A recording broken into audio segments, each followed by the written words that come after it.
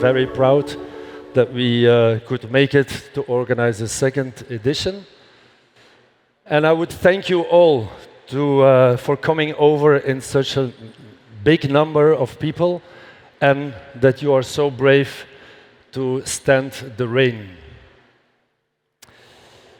Well, the placements of a speaker when you give a presentation is that you introduce yourself. My name is Joris Beckers.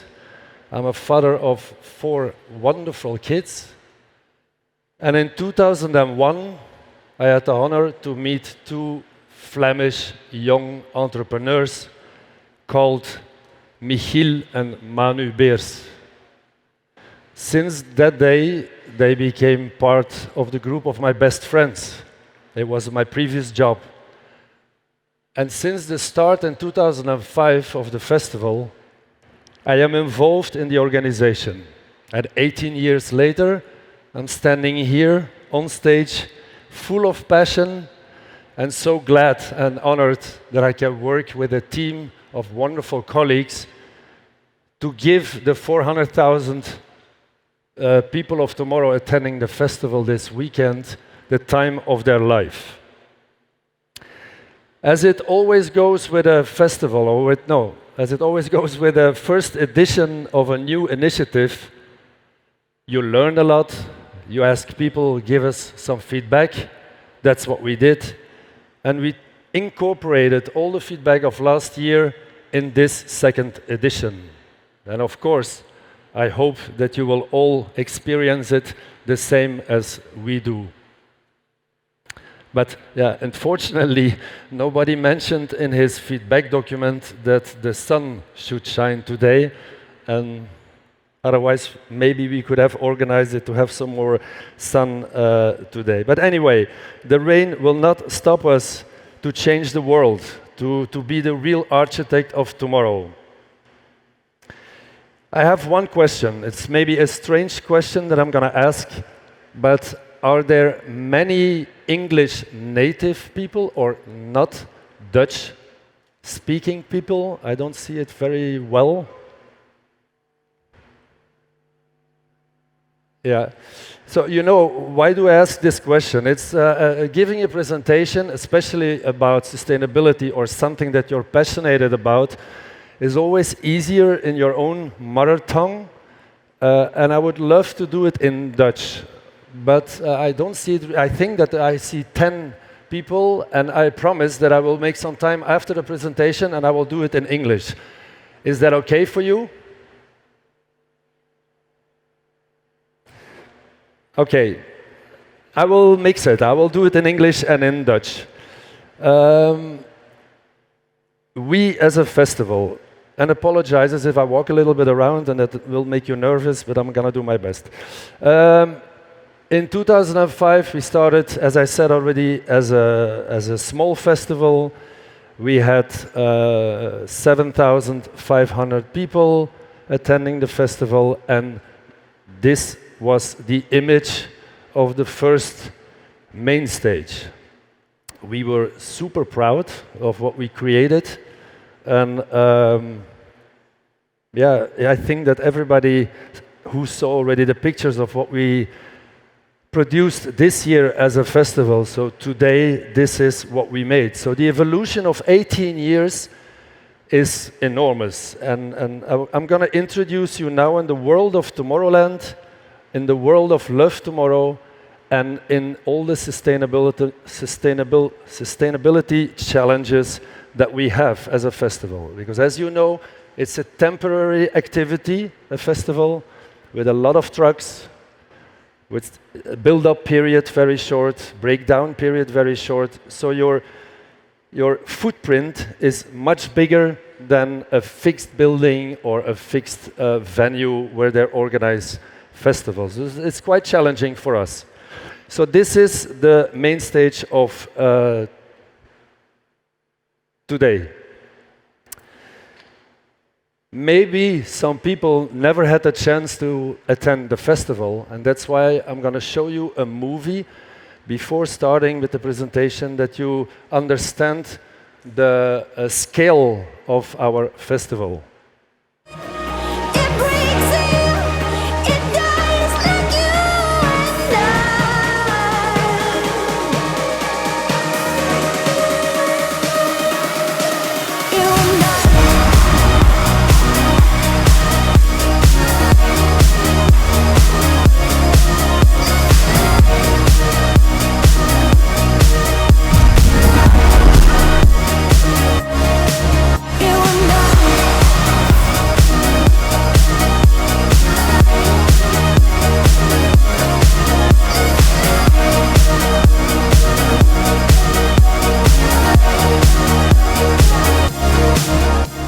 Yes, so we were a festival brand and we are very ambitious and we want to become a global entertainment brand.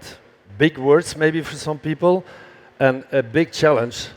How can you become a global entertainment brand? It took already some years before we achieved the level or some small parts to become or some elements to become the global entertainment brand. I will show you now a world map so that you can see where we are active in the world. So not only in Boom, we are organizing a festival, but we host a festival in Tulum in Mexico with Core. We go back to Brazil in October this year. We did already the festival in 2015-16, and this year we go back for the third time. We host a festival in Ushuaia in Ibiza every Wednesday. Our house DJs, Dimi and Mike, perform in Ushuaia during summertime. We did already our third edition of the Tomorrowland Winter Festival in Alpe d'Huez. We organize Eric Pritz is a DJ during a fair in Amsterdam, the ADE. We have our core festival in Brussels together with Live Nation. And of course, we have the beating heart of our company still stays the festival in Boom. We had the chance to think of a beautiful and a very nice idea of creating a resort in the desert in Dubai. It opened the 9th of December. It's the whole year long open, and we can let 190 people sleep and 3,000 people enjoy events. Then our foundation, we built our first school in Nepal. I will give you some more details later on. And we have a school in India. So you can see that we are expanding all over the world and try to become that global live entertainment brand. What do you need to become a brand like Tomorrowland or like We Are One World? Is the company above the festival?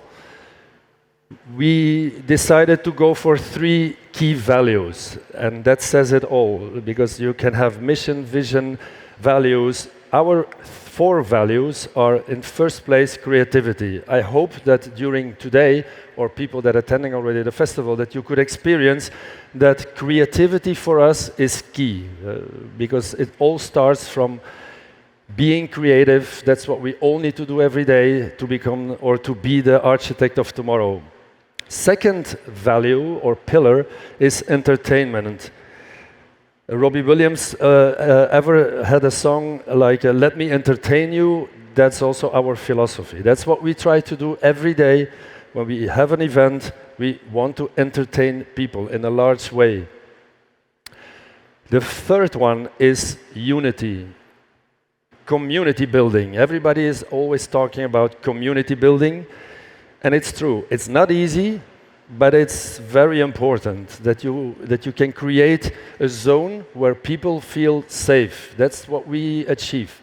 So we bring 195 different nationalities to the festival, and they find each other already from the first day. Today we opened Dreamville, our campsite.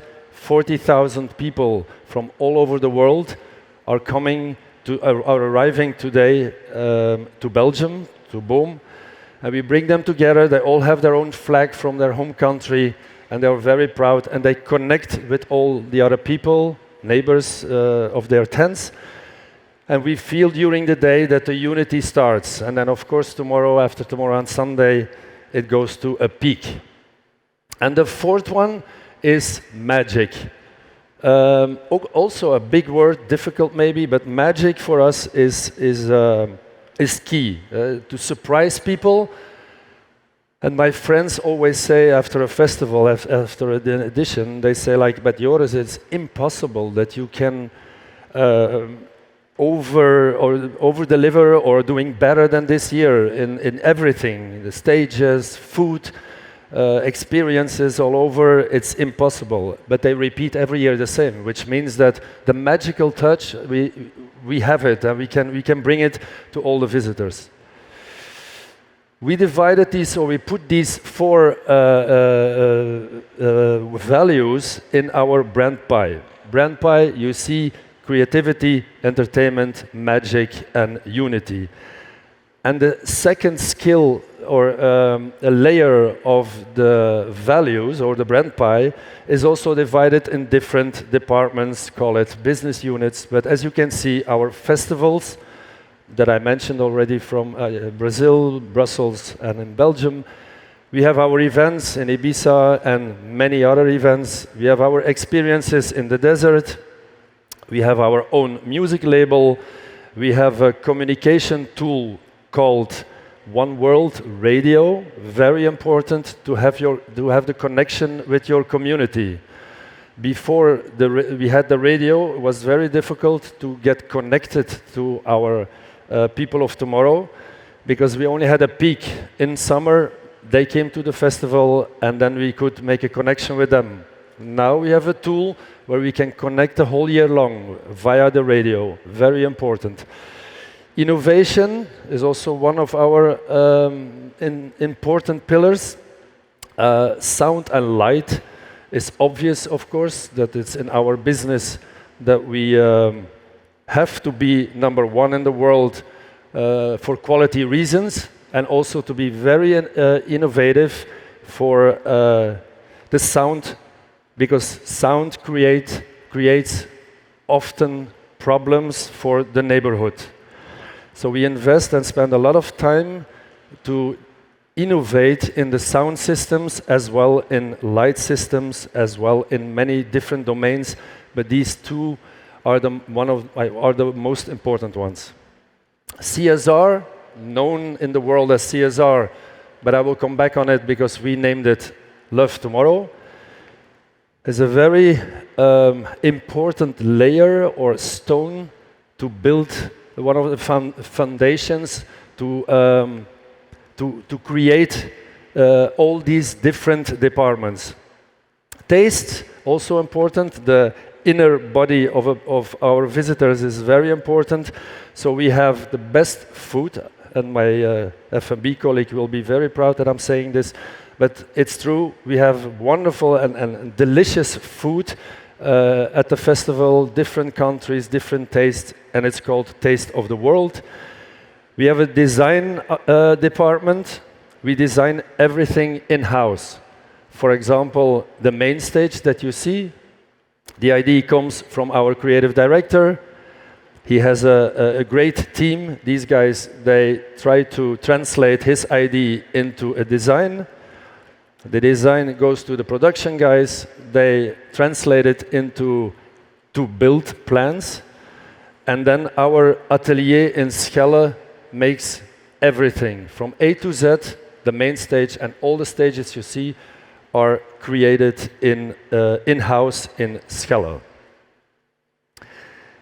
This part is finished, so it's a short version of who we are as a company. We are One World. Second part of the presentation, as promised, is the Love Tomorrow. In 2013, after receiving some awards of being the best festival in the world,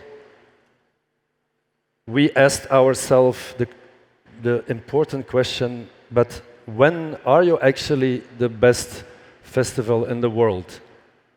Is it that we organize a nice party for people attending the festival? Or is it more? Do we also have to go and ring at the door at one of the neighbors and ask them, what are all the inconveniences for you caused by us by building the festival? And being a rabbit and walking around here the whole year long, and all of a sudden Tomorrowland arrives with a big machine. What can we give them back? Not only the rabbit, but also the neighbors. And so how do you start then? Is it then sustainability? At the time in 2013, some people looked at me like, Joris, are you not, which kind of strange alien are you, that you in the world of where you are in called the sex, drugs, and rock and roll world, and now you're gonna introduce sustainability, or you're gonna ask people to take their responsibility coming to the festival, being quiet when they go from the festival to their cars, not to be too loud, and blah, blah, blah. So then we had to find a word, an expression, a word that covered everything. Because at that time it came from, in Dutch, groen was it first, then ecology, then duurzaamheid, sustainability, now it's circularity. But I had the feeling at the time that every 10 years the word changed.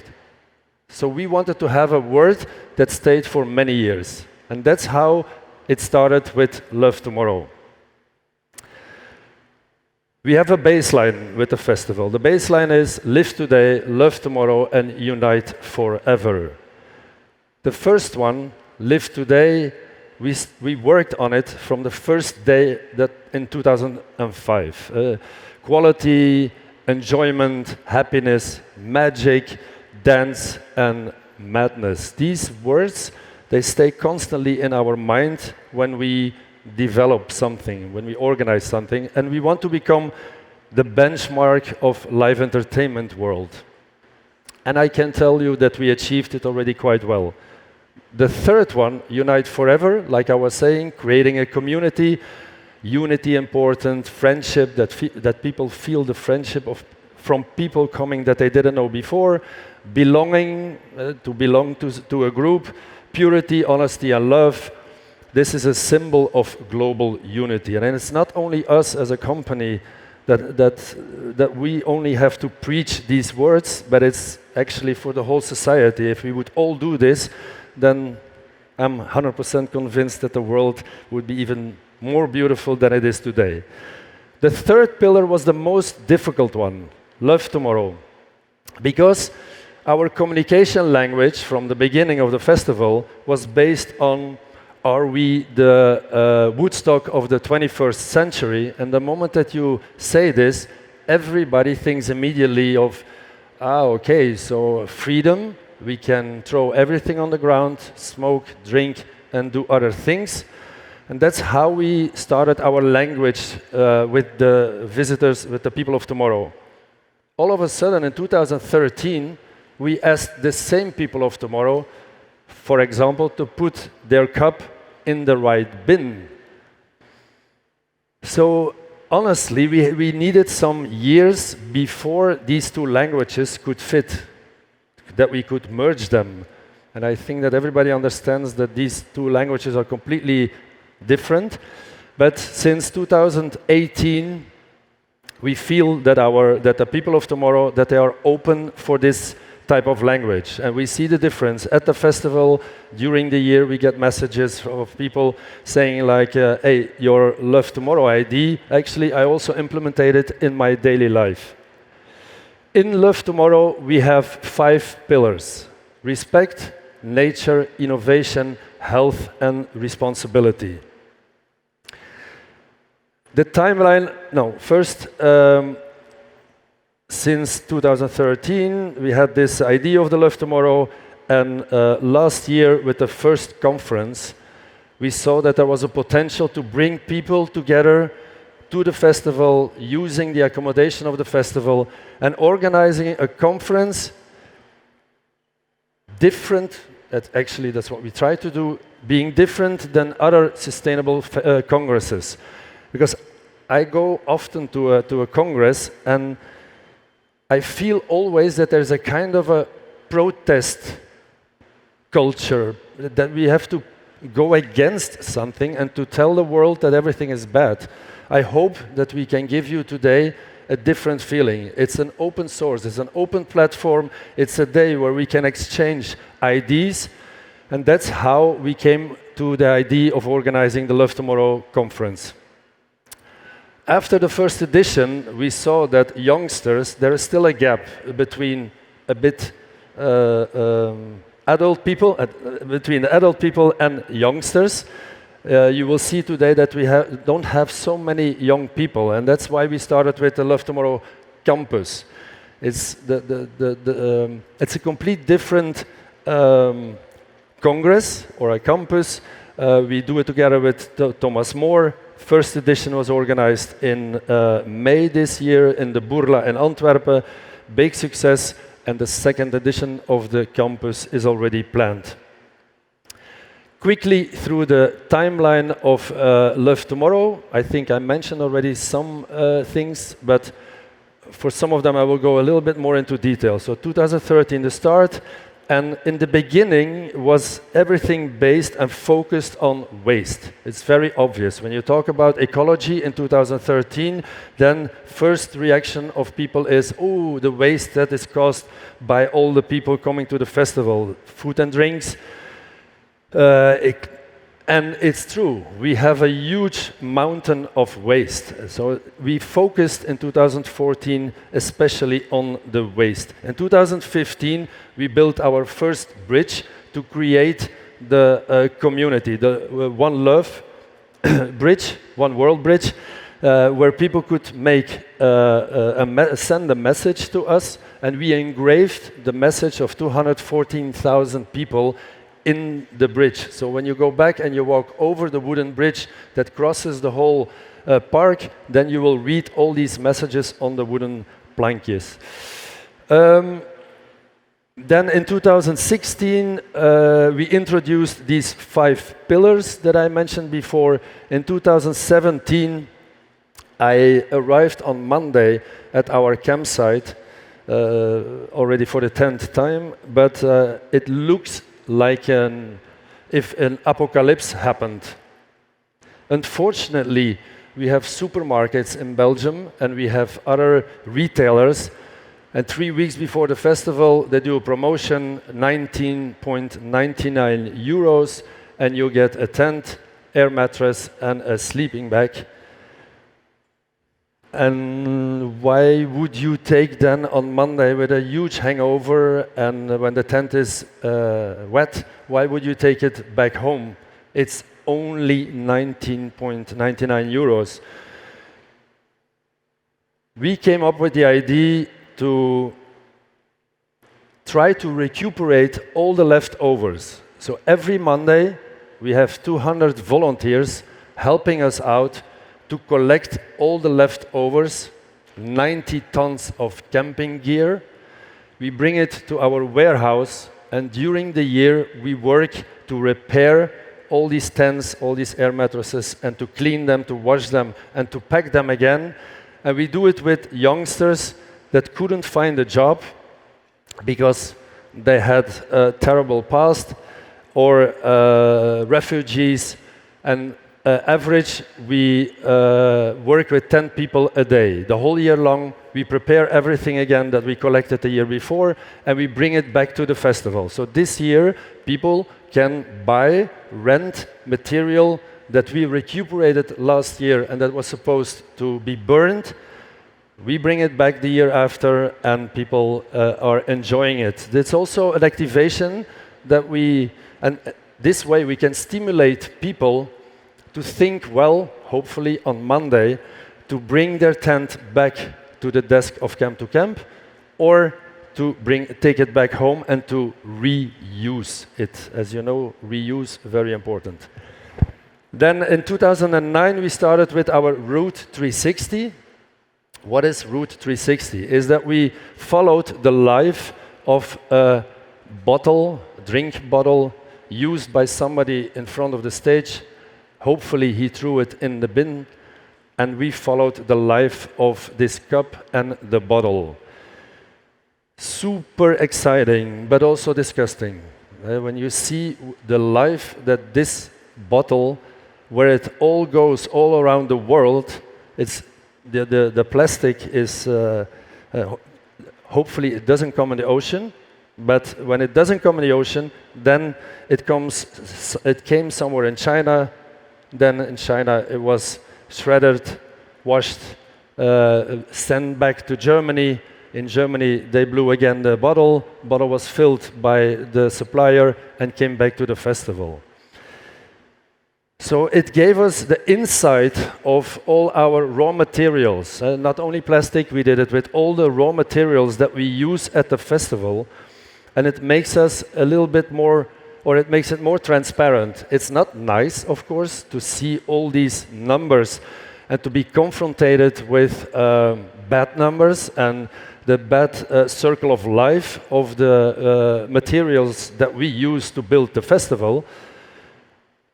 But it is so important. That's the first step that we wanted to do. It's the scan. Actually, it's a 360 scan that we did of the festival and of our campsite. Meanwhile, and every day we're working on it, now that we know where all the materials are coming from, the way that is used by our atelier or food and beverage, and also the end of life is under control now. Not for 100%, for sure not, but at least we have an insight of all our raw materials and where they go and where they're coming from. Very exciting, this program of the Road 360. Then, of course, COVID, our first edition of the conference, and then as well as the campus in 2013, and the blue sticker or label mentions our ambition. My colleague Debbie asked me, "Hey Joris, is it not too dangerous to put this label on the slide?" And I answered her, "No, why do we have to be ashamed to share and to show our ambition? Will we achieve it? I will tell you in 2030. But putting an ambition in front of you makes it also more challenging, and I was going to say easier, but it's not the case, but at least we know where to go. So in 2030, we want to become the most sustainable festival in the world. Then the forest of the SDGs. People being familiar with the sustainable world know what the SDGs are. You have 17 SDGs as a company. You get them and you go like, whoa, what do we need to do? Because it's impossible to work on 17 SDGs. So we selected 6 of them.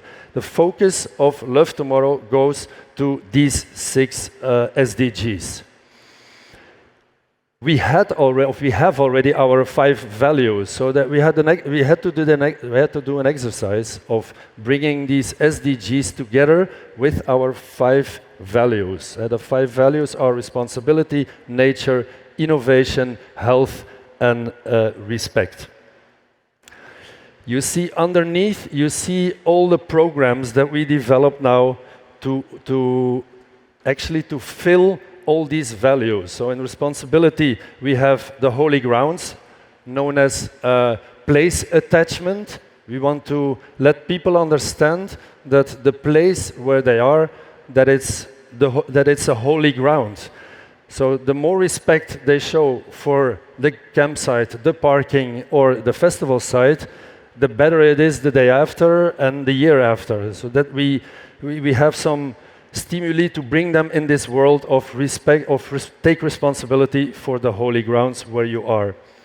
Then we have our sustainable business development, a large program, and it's all under the responsibility, because we as a company, we want to take responsibility and to make the festival as sustainable as possible. Nature, obvious, water, air, energy, and mobility, that's the focus. Innovation is in the joy and the magic that we are focusing, the co-creation and the Route 360 that I explained before. Health, very difficult, challenging in our world, but still, we go for it, and I will give you an example later on, and then you will be surprised how interactive we are with our people on the body and mind side. Surrounding, also important for the health of our people, and respect is the togetherness and the inclusion that we promote in the festival. Everything is supported by the 3 pillars that you see underneath. Change management, everybody need to change a little bit into the actual situation. We do it via communication. We create awareness, and we do a lot of research and we have many collaborations with other companies and universities. One case that I'm going to present you is aviation, aviation fuel, because we have 195 different nationalities, and of course, everybody thinks that aviation is the most polluting business in the world. I can tell you already it's not the case. I'm not going to go in detail, but fast fashion, for example, is more polluting than aviation. But it's in the mind of people that a plane pollute a lot, and it's true. The kerosene is a bad raw material. Meanwhile, there is e-kerosene, but we are in a program that goes a bit further, a step further. It's called SAF, Sustainable Aviation Fuel. We do it together with an external organization, and we try to lower our CO2 exhaust emission by using and promoting this SAF. Of course, we don't own all these planes, so we depend on the company, also our partner Brussels Airport, Brussels Airlines, and we try to convince them to work in the future, near future, with the SAF fuel. Here you see an explanation what it is. So it's made of reusable materials, and the moment that we achieve to work with 50%, all our planes with 50% SAF, then we reduce with 35% our CO2 emission. Imagine that one day we can go to 100% using the SAF fuel, then we can increase with 70% the CO2 emission of our 20,000 visitors for who we organize their trip to Tomorrowland. So per weekend, 20,000 people buy a package of Global Journey, and we bring them to the festival, not only by plane, because here, I think when I go back, then you will see that we have 29%, 26% come by bus, 44% of those 20,000 people, they come by flights, and 30% they come by train. This example hopefully shows you that with Love Tomorrow, we go really into detail to monitor and to manage our CO2 emission, and especially to reduce the emission. Another example in responsibility for the holy grounds. We, in 2015, we still worked with these known bins, known as glycos, so a little container with a thing that you can open, a cover, and you can put a bag inside and throw all the bin inside. But what we could see is that people were still throwing a lot of garbage on the ground, because the typically container is not sexy, is not something that attracts you. So we developed our first own bin. It was called the flower bin. It looked like an eating plant. And the year that we installed all these bins, we lowered the garbage on the ground with 40 tons, which shows somewhere that the moment that you bring the bin closer to the people, that there is a connection between the visitor and the bin, and that they are willing to bring it to the bin. The second edition of the bin, because of course we learned a lot with the flower bin, is the Garrix. That's the picture that you see. And you see this picture, we selected the picture because people, they go close to the bin now. Before 2015, everybody wanted to stay away from the stinking bin. Now that we made it so beautiful and we have 1,000 bins all around the festival, people are coming closer. You even see somebody sitting next to the bin. And again, every year we see that more and more people are willing to bring their garbage packaging to our own developed bins. Last year, we did an activation and we went a step further. So we go with a backpack, 72 backpacks. We go towards the people of tomorrow. It's an activation, but what we see since last year is by activating the whole day long, and we have volunteers walking around with this beautiful backpack, we see that people, they want to become part of the recycle club. And that's so beautiful, you know, like they go, they take pictures together with these 70 people, and again, we see less garbage on the ground. At the campsite, to build the community and to bring people closer to us, we have our recycle club. It's a kind of a clubhouse.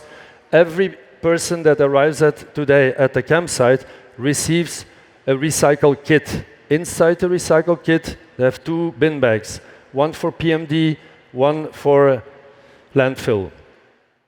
They take it to their tent. We have 200 volunteers walking around the campsite. Once the bag is full, or you put it outside your tent, bring it to a container park, or you come to the recycle club. You see a hole on the left side, it's the PMD hole. You come with your bin bag, with your PMD bag, you put it inside, a jingle of Dimi and Mike starts playing, and 2 dancers jump on top of you and they start dancing with you. Meanwhile, in front of the recycle club, all the other visitors are passing by, they see how joyful it is the moment that you put the PMD bag inside, and I don't know the numbers of last weekend, but it's the container behind the recycle club is full of bags. So this way we try to get people closer to us, to make them believe that, or to bring them in the Love Tomorrow community. Nature, very important that we lower our emission, and a temporary event is always built with generators. Until 4 or 5 years ago, we worked with propane. We changed it into biopropane, and since 3-4 years, we are replacing all our generators into a fixed grid. You see the red line on the picture. It's a fixed grid that we, as organizer of Tomorrowland, that we install now in the Schorre, so that not only we, but also other organizations can use the fixed network that is now already partly installed. So all the red dots are generators, and in 2 years' time, all the generators will be gone and be replaced by that fixed network.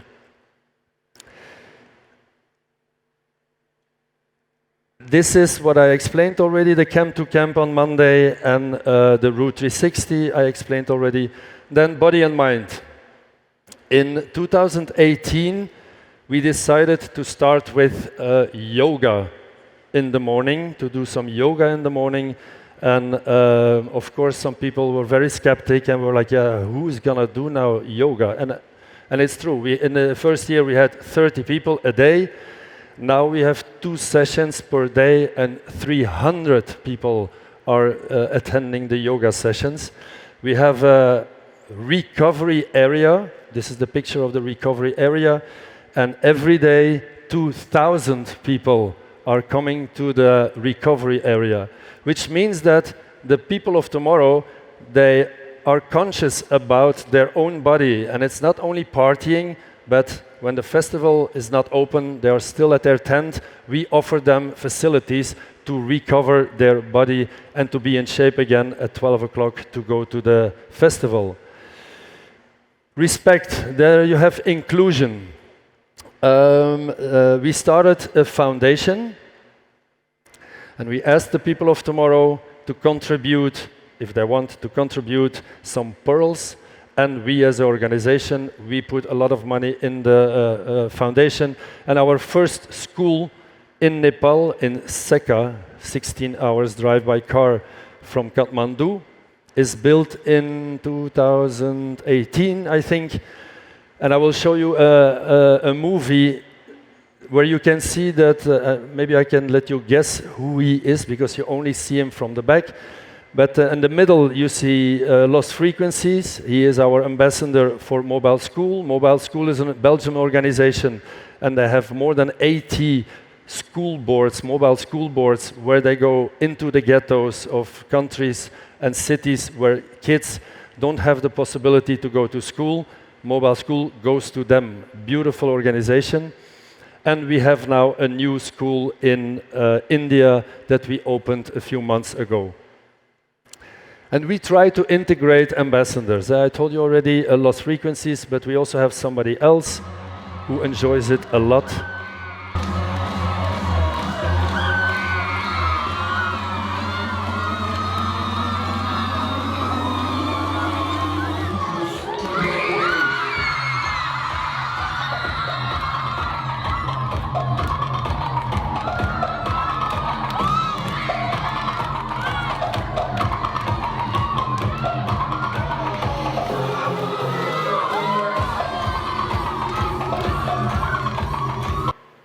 Did somebody recognize the DJ? Louder? Martin Garrix. Yeah, so you see that even the top 3, top 5 of the DJs in the world, they are also connected to our foundation. And Martin Garrix was around, and then he passed by the school, and he gave the kids of the school the time of their life. Last topic is a very difficult one. A lot of you will think, and they have read in the newspaper, Tomorrowland is not willing to work with the Frommelbeker, the single-use cup.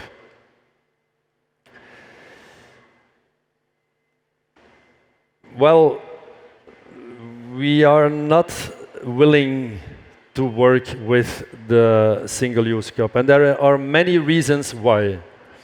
Unfortunately, the press didn't mention all the reasons why we can't work with a reusable cup, and that we are still obliged within the law to say that it's impossible. And I'm going to try to bring you in this complicated dossier.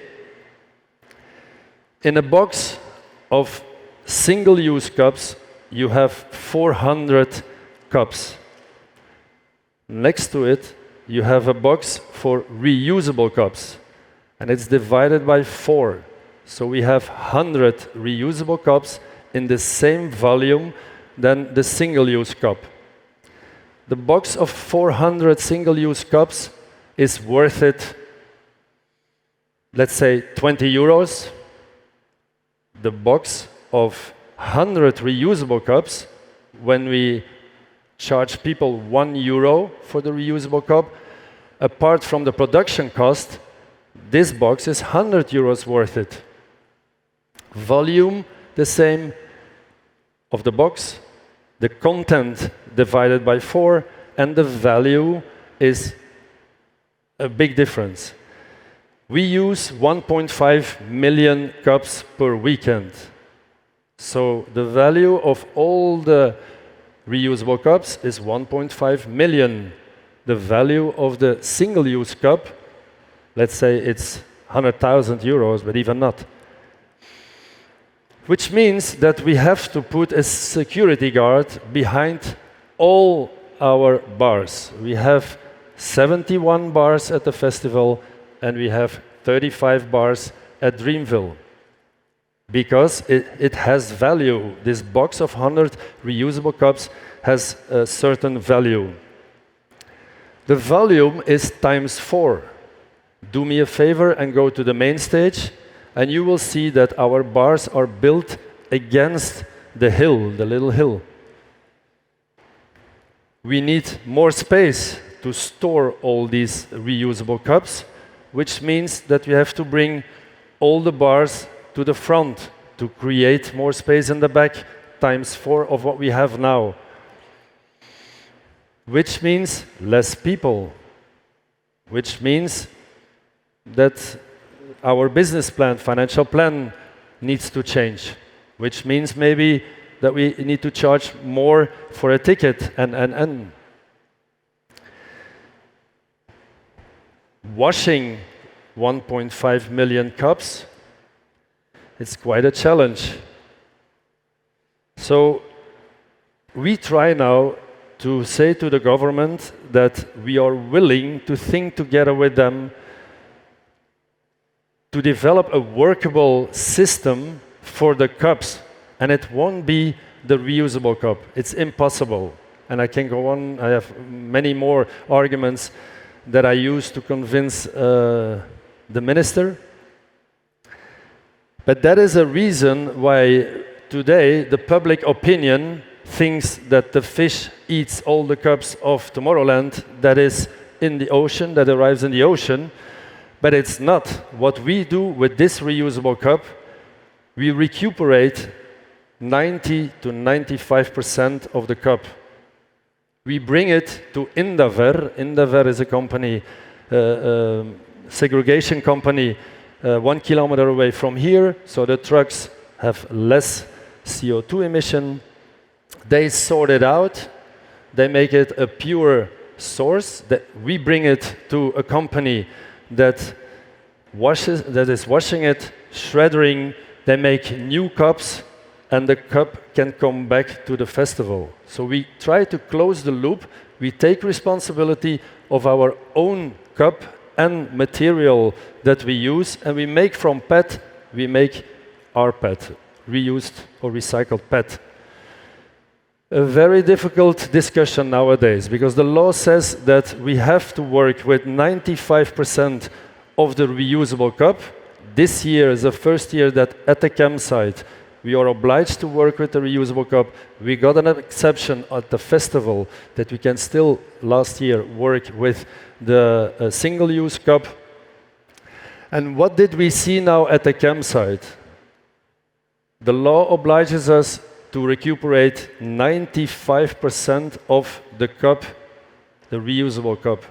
People going to a campsite and they get their first cup and they say like, oh, I forgot a cup to brush my teeth, to put my brush inside. So you know what, after the party tonight, I'm gonna take it to my tent. I use it 3 days, and on Monday, sorry, but I'm not gonna bring it back for the euro or the we charged half a euro, 50 cents. I'm not gonna bring it back for 50 cents to one of those stands where I can bring back the cup. We lost 38% of the cups. We don't know what we need to do to get to this 95%. On top of it, we are obliged now to make a cup with an ugly design. As you know, everything that we develop with the logo of Tomorrowland, everybody takes it back home as a souvenir.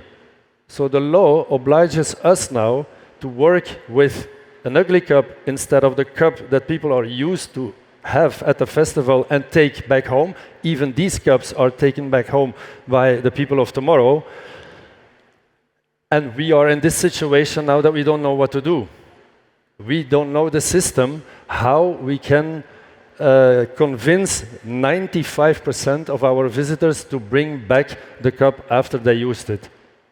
So if somebody in the room has a super idea, please stay in the room, call me, and give me your fantastic ideas or suggestion how we can achieve next year for the festival and for the campsite to convince people to bring all their cups back. I think my time is over. I hope that I could, in this hour, that I could introduce you in the world of Tomorrowland, Love Tomorrow, and if somebody has a question, then I'm willing to answer the question. It's going to be difficult unless we can put some more light in the venue. And otherwise, is there somebody who has a question? Everything clear? Okay, thank you very much, and I hope to see you back next year. Enjoy the rest of the day, and hopefully I see you on the dance floor tonight during our after party. Bye.